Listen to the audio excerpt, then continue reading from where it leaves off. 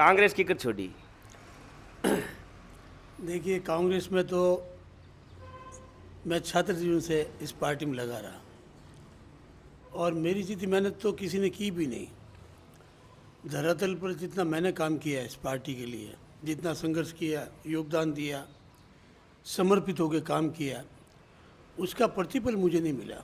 प्रतिफल बताना चाहूँ, आपने 3 बार कांग्रेस टिकट दियो। सुनो, 98 में मैं 100 वोट से चुनाव हारा और 2003 में मुझे टिकट नहीं दिया और मैं 1100 वोट से 2003 में निर्दलीय रूप में हार गया। कांग्रेस की जमानत जब्त करवाई मैंने। 8 में फिर मुझे टिकट नहीं दिया, 8 में मैं चुनाव जीत गया। तो ये एक कांग्रेस पार्टी में जो धरातल पर काम करते हैं उन लोगों को ऊपर मारने का काम करते हैं। चौधरी साहब, मैं रोक दूं, आप मैं बहुत लंबा टाइम और आप राजनीतिक संघर्ष देख, आप एक जमाने माने लगातार कहता कि कांग्रेस हमारे रग रग में बसेड़ी है, अंतिम सांस तक मैं कांग्रेस में रहूँ, फच ओ फैसलो मन थोड़ा आहत नहीं है। एक बहुत छात्र जीवन में आप कांग्रेस को शुरुआत करियो। देखिए, इस कांग्रेस को जिताने में ताकत मैं नहीं थी, लेकिन मेरे को कांग्रेस ने किस रूप में व्यवहार किया वो कोई छुपा हुआ नहीं है। कांग्रेस ने आपको जिलाध्यक्ष भी तो बनाया तो हमने इसके लिए काम किया ना। आज पार्टी के लिए हमने रात दिन ये कर दिया, लेकिन जिलाध्यक्ष रहते हुए 2003 में मेरा टिकट काट दिया। जताना कई नेता क्या मानो तो आप पहली ठा ही कि दिलीप जी पार्टी छोड़नी चाहिए, क्या पार्टी हाँ कद? देखिए, हम तो यारों के यार हैं और दोस्ती ताकत से निभाते हैं, हमको किसी से डरते हैं क्या? आज मैंने उस दिन भी आपको कहा दीपावली पे कि हनुमान बेनीवाल जी मेरे बहुत पुराने साथी हैं, हमारे पारिवारिक संबंध भी है, हम साथ साथ एमएलए भी रहे और बेनीवाल साहब जो है वो एक ऐसा मजबूत दिल का व्यक्ति है कि ताकत से साथ निभाता है और मुझे तो ऐसा ही दोस्त चाहिए था। तो आप देखोगे आप चर्चा तो आपने प्रदेश अध्यक्ष तक लगा रिया कार्यकर्ता आरएलपी प्रदेश अध्यक्ष भी बन सके दिलीप जी। अब देखिए कि मैं कभी पदों के चक्कर में पड़ा भी नहीं हूँ। हम तो आज आरएलपी का मैं सदस्य हूँ। अब पार्टी आलाकमान जो जिम्मेदारी देगा मैं एक कार्यकर्ता के रूप में जोरदार ताकत से निभाऊंगा और बाकी कारीगरी हमारे पास में है लोगों को जोड़ने की।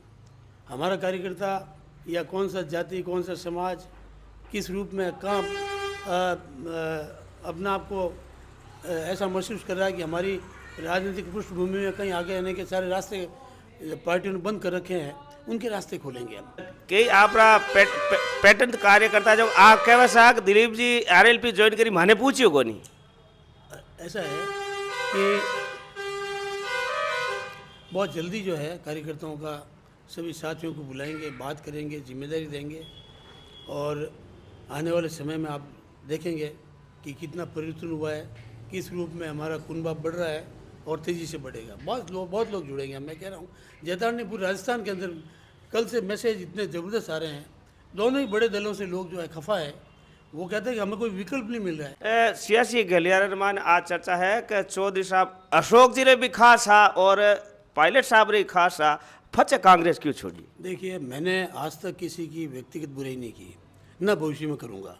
मेरी वर्किंग अलग है। जब रिश्ते थे तो दिल से रिश्ते थे। मैं बैक बाइटिंग नहीं करता हूँ, साथ रह के बदमाशी नहीं करता हूँ। जब इनके साथ था तो दिल से साथ था।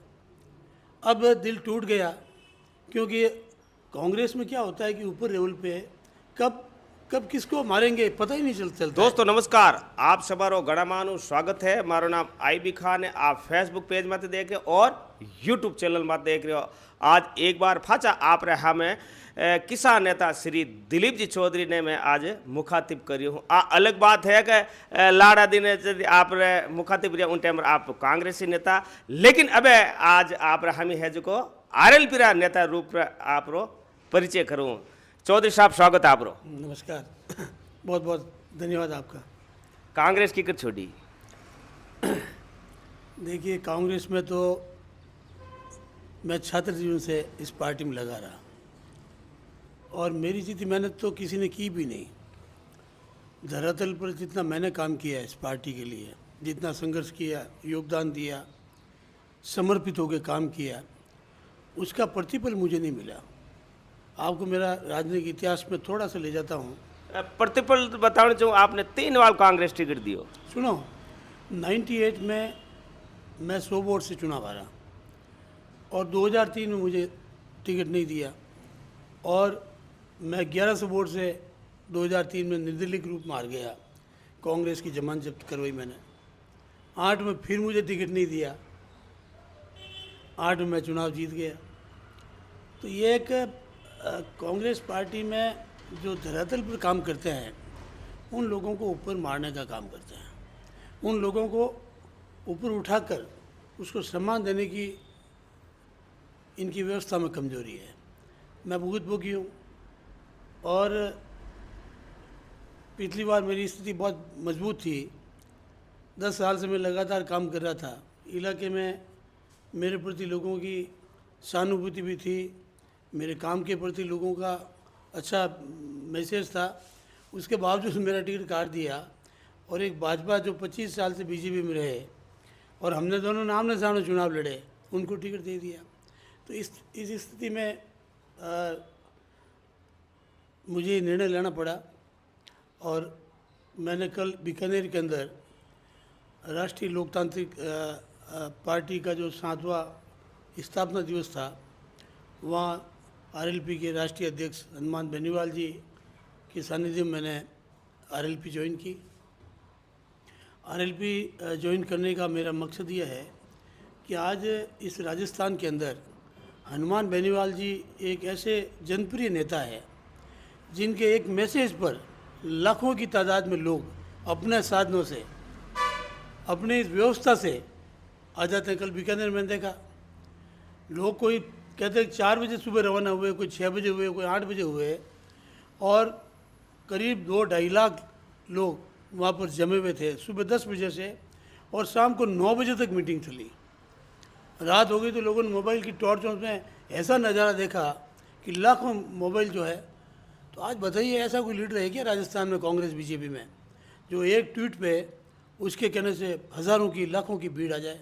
तो इस बंदे में दम है और ये दिल से काम करता है। हनुमान बेनीवाल गरीब, मजदूर, किसान, अल्पसंख्यक, आपके पीड़ित पक्ष के लिए जहाँ भी इनको आवाज़ दी जाती है, ये रात को वहाँ जाते हैं, फैसला करवाते हैं, गरीब के हक के लिए ईमानदारी से लड़ते हैं। मैंने और मेरे हनुमान जी के बहुत पुराने ताल्लुकात हैं। चौधरी साहब, मैं रोक दूं, आप और मैं बहुत लंबा टाइम और आप राजनीतिक संघर्ष देख, आप एक जमाने माने लगातार कहता है कि कांग्रेस हमारे रग रग में बसेड़ी है, अंतिम सांस तक मैं कांग्रेस में रहूँ, फच ओ फैसलो मन थोड़ा आहत नहीं है। एक बहुत छात्र जीवन में आप कांग्रेस को शुरुआत करियो। देखिए, इस कांग्रेस को जितान में ताकत मैंने ही थी, लेकिन मेरे को कांग्रेस ने किस रूप में व्यवहार किया वो कोई छुपा हुआ नहीं है। कांग्रेस ने आपको जिलाध्यक्ष भी तो बनाया तो हमने इसके लिए काम किया ना।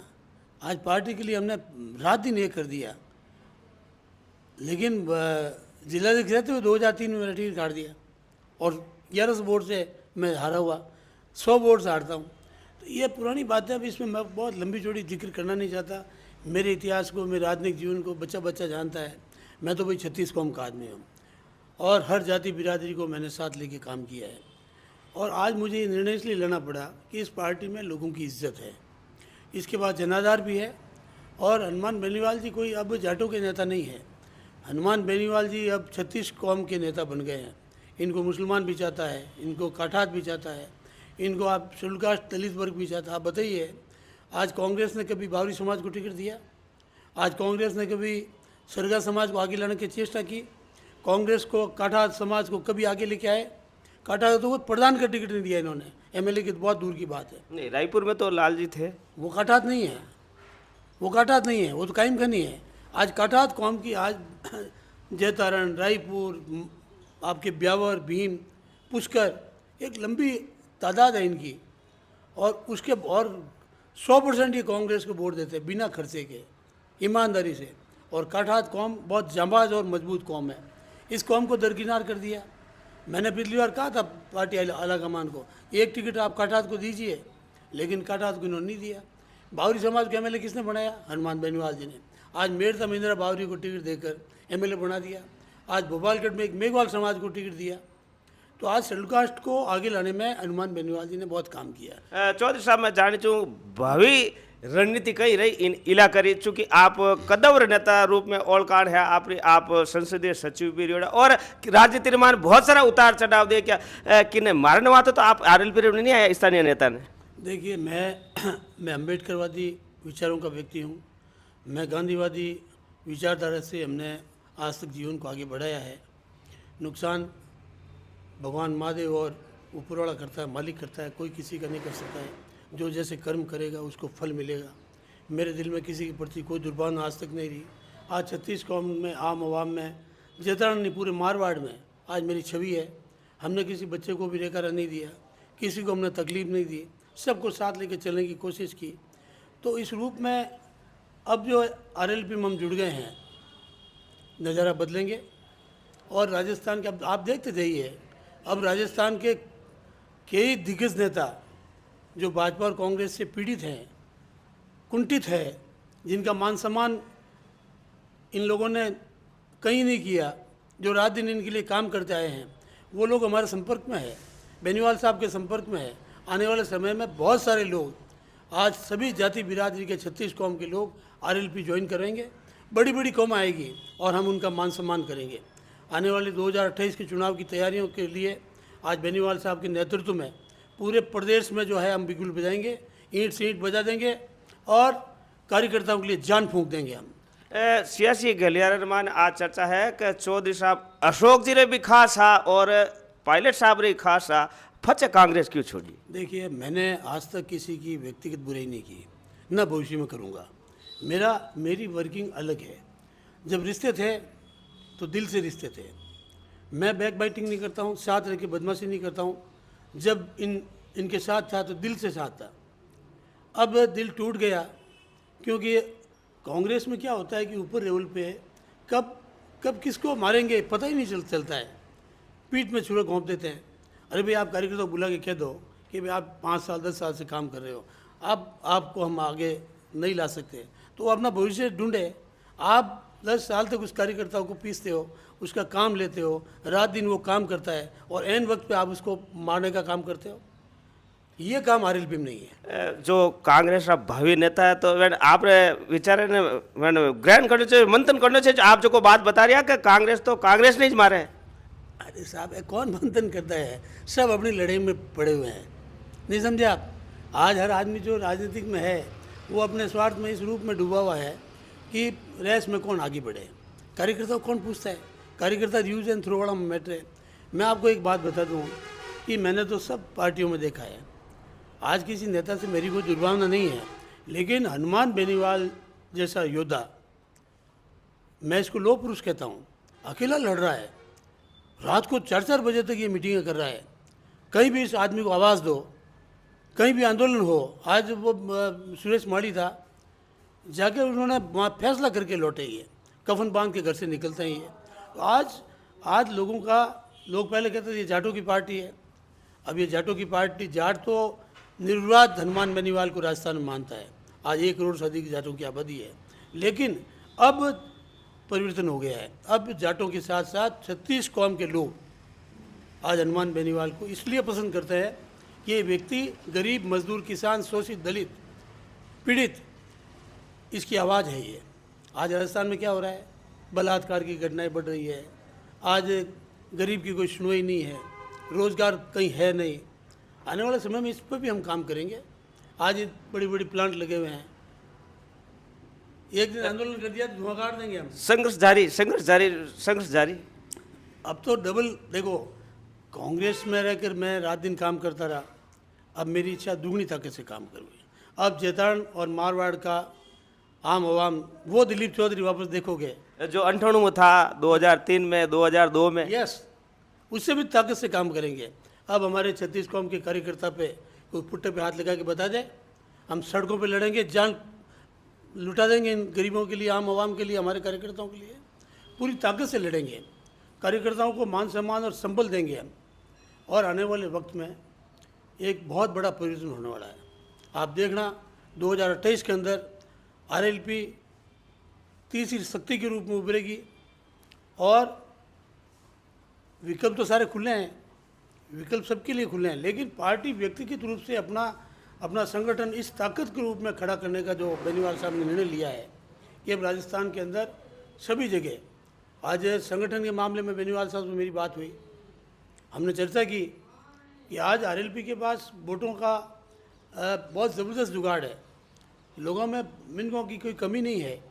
आज जहाँ आवाज़ और लाखों की भीड़ अपने साधनों से आ रही है, लेकिन उसको पोलिंग बूथ, जिस दिन मतदान होता है उस दिन पोलिंग बूथ पर हमारे कार्यकर्ता की ताकत कमज़ोर पड़ जाती है। और आज ताकत अटे आप आज स्थिति ही कि आप भीड़ तो बहुत सारी भेड़ी रहती है, लेकिन पेट अरमान वहाँ भीड़ नहीं रहती आप रे। वो सही बात है।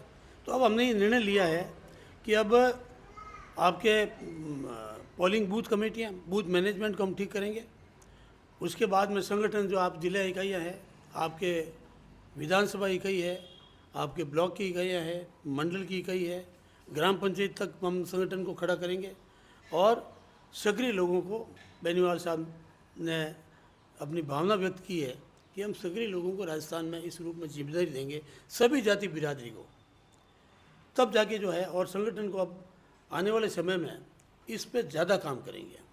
आने वाला पंचायती राज चुनाव है, नगर पालिका चुनाव, इन मायने भी आप इन जेताड़ इलाका माने अपना उम्मीदवार उठा। जेताड़ नहीं, आरएलपी राजस्थान में चुनाव लड़ेगी।